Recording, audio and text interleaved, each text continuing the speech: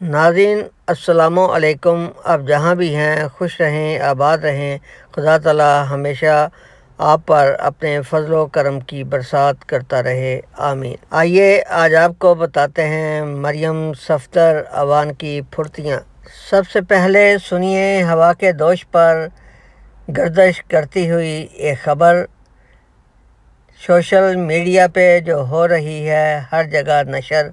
جی سی you Lahore نے بھیجا ہے کوکاف کی پری کو دعوت نامہ، وہ آئے ہمارے کیمپس اور سنائے اپنا پروگرامہ۔ طلباء بھی بیٹھے ہیں بہت بیتاب، سب لیے بیٹھے ہیں سوالوں کی ایک کتاب۔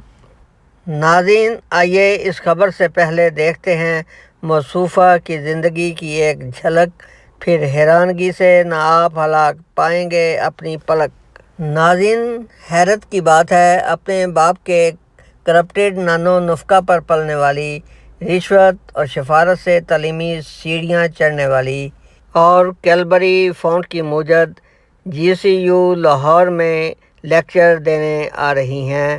ناظرین کیا بات ہے، جب کسی تعلیمی ادارے میں داخلہ میرٹ کی بنا پر ریجیکٹ کر دیا جاتا تو اس ادارے کے پرنسپل کو نوکری سے ہی فارغ کر کے گھر رخصت کر دیا جاتا اور اپنا من پسند ادارے کا سربراہ مقرر کر کے کوکاف کی شہزادی کو داخلہ دلوایا جاتا۔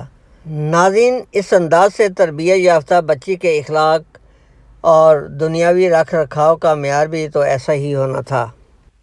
شہزادی نے ڈاکٹر بننے کا خواب لے کر تعلیمی میدان میں قدم رکھا، مگر MBBS کی جعلی ڈگری تو حاصل نہ کر پائی۔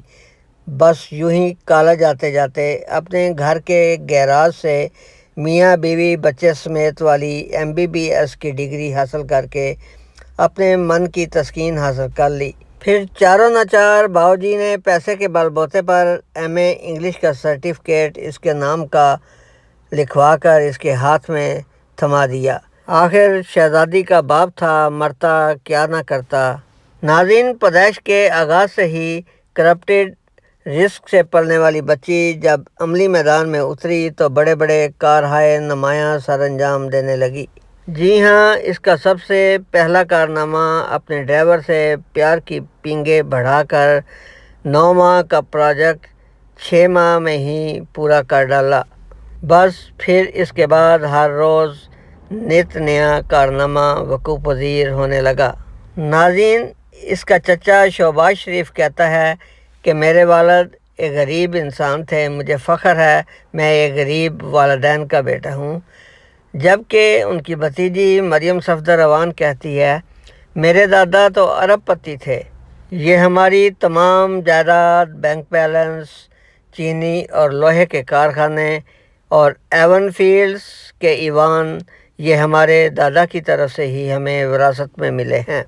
ناظرین اگر تاریخ کو دیکھا جائے تو وہ یہی بتاتی ہے کہ اس کے دادا جان ایک سبزی منڈی میں صبح صبح بولی لگایا کرتے تھے اور شام کو پھولوں کے ہار گلی گلی چل پھر کر فروخت کیا کرتے تھے۔ اب بندہ کس کی بات پر یقین کرے، چچا شہباز شریف کے اقرار پر، بیٹی کے بیان پر یا تاریخ کے اوراق پر؟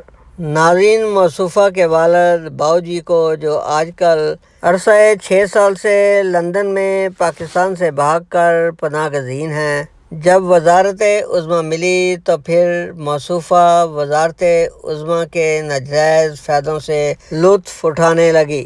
ناظرین سابق وزیر اعظم بے نظیر بھٹو نے تو اپنے والد سے سیاسی تربیت حاصل کی تھی، جبکہ موصوفہ کے حصے میں اپنے والد کی زیر نگرانی کرپشن، سفارش، غبن اور کک بیکس میں خصوصی تربیت حصے میں آئی۔ ناظرین ایسی کبھی خوبیوں کی حامل شخصیت سے یونیورسٹی کے طلباء کو لیکچر دلوانا چہ معنی دارد۔ لگتا ہے چانسلر صاحب نے سوچا ہوگا جیسے ان کی کارنر میٹنگ میں آئے دن چور چور کے نعرے لگتے ہیں، چلو اب کی بار یونیورسٹی کے ہال میں بھی یہی نعرے لگواتے ہیں۔ ناظرین لگتا ہے یقیناً ایسا ہی ہوگا، جب یونیورسٹی کے ہال میں داخل ہوگی تو طلباء گلی گلی میں شور ہے، سارا ٹبر چور ہے کے نعروں سے ہال کی دیواروں میں دراڑیں ڈال دیں گے۔ ناظرین، یا پھر یہ بھی امکان ہے کہ جیسے قاسم کے ابو کو فارن کنٹریز کی یونیورسٹیز کے چانسلرز مختلف موقعوں پر لیکچر دلوانے کے لیے مدعو کرتے رہتے ہیں، انہی کی نقل میں یونیورسٹی والوں کو کچھ دے دلا کر موصوفہ کا لیکچر رکھوا دیا گیا ہو۔ Respected viewers and listeners, thanks to listen Dil Darya T V.